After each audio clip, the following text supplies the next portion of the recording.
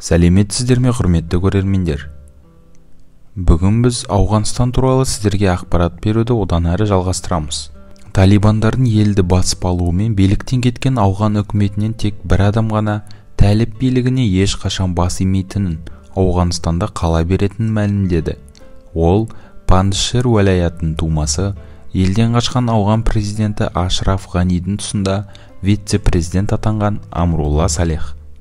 Ауғанстанның қазіргі конституциясына сай, президент жоқ болғанда, қашқанда, отставкаға кеткенде, немесе қайтыс болғанда, бірінші вице-президент президент міндетін атқарушыға айналады. Мен дәл қазір елдемін және заңды түрде президент міндетін атқарушымын.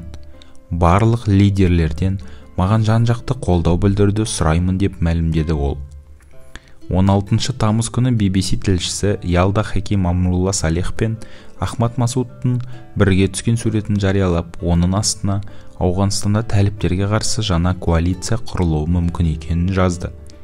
Ахмад Масуд 1980-90 жылдары ауған маджахеттерінің лидері, дала командирі және одан кейін қорғаныс министрі болған Ахмад Шах Масудтың ұлы.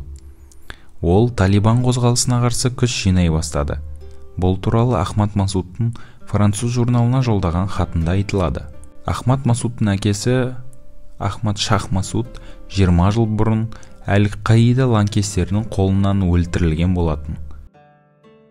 Ауғанстандағы қазіргі жағдай туралы өз ойларыңызды видеоның астында комментке қалдырып кетсеңіздер болады. Сіздермен болған Шындық каналы.